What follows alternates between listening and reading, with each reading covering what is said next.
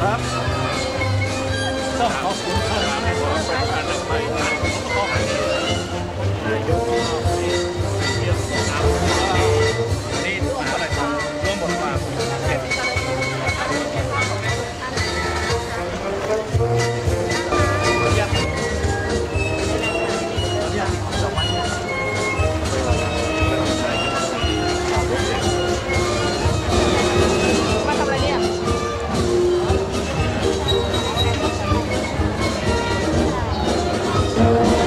การแสดงชื่อชุดว่ายอดยศกษัตริย์กองราชไทยจากนักเรียนโรงเรียนสาธิตมหาวิทยาลัยราชภัฏเชียงใหม่ครับ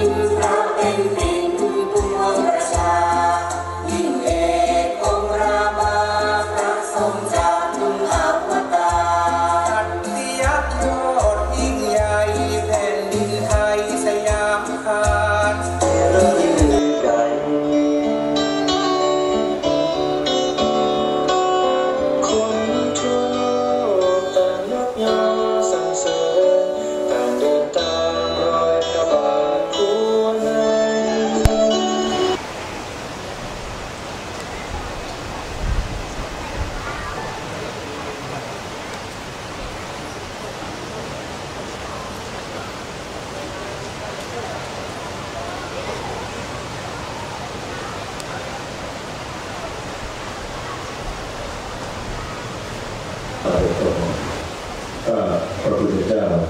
หม่อมหลวงปณิดา อิสกุลรัฐมนตรีประจำสำนักนายกรัฐมนตรีพร้อมด้วยพวงประสบนิกรชาวไทยทุกหมู่เหล่าที่ได้มาร่วมอยู่ณมณฑลพิธีแห่งนี้ล้วนมีความปลื้มปิติสมนัสเป็นที่ยิ่งที่ในปี 2559 นี้เป็นปีมหามงคลที่ใต้ฝ่าละอองธุลีพระบาทได้เสด็จเถลิงถวายราชสมบัติครบ70 ปีพระองค์เย็นของอาณาประชาราษฎร์และเพื่อความมั่นคงของราชอาณาจักรไทยตลอดมาใต้ฝ่าละอองธุลีพระบาทได้พระราชทานโครงการอันเนื่องมาจากพระราชดำริมากกว่า 4,000 โครงการที่ได้นำประสบนิกรชาวไทยไปสู่การพัฒนาวาระที่เป็นมหามงคลนี้ข้าพระพุทธเจ้าทั้งหลายขอพระราชทานพระราชานุญาตน้อมเกล้าน้อมกระหม่อมถวายพระพรชัยมงคลขออานุภาพแห่งคุณพระศรีรัตนตรัยและสรรพสิ่งศักดิ์สิทธิ์ทั้งหลายในสากลตลอดจนพระบรมเดชานุภาพแห่งพระสยามเทวาธิราชและสมเด็จองค์บุรพมหากษัตริยาธิราชเจ้าทุกพระองค์ได้โปรดอภิบาลบันดาลดลให้ใต้ฝ่าละอองธุลีพระบาททรงพระเจริญด้วยจตุรพิธพรชัยมีพระพลานามัยสมบูรณ์แข็งแรงปราศจากโรคาพยาธิภัยและอุบัติวันตรายใดๆทรงพระเกษมสำราญพระชนมพรรษายิ่งยืนนานพระบารมีแผ่ไพศาลทรงสถิตเป็นร่มโพธิ์ทองของปวงประสบนิกรชาวไทยตราบกาลนิรันดร์ด้วยเกล้าด้วยกระหม่อมขอเดชะ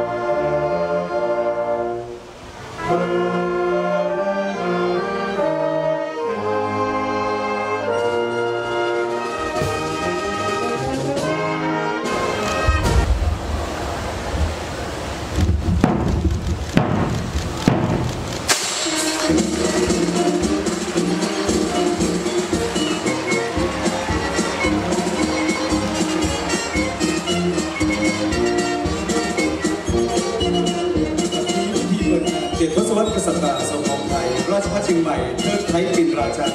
ของมหาวิทยาลัยราชภัฏเชียงใหม่นะครับได้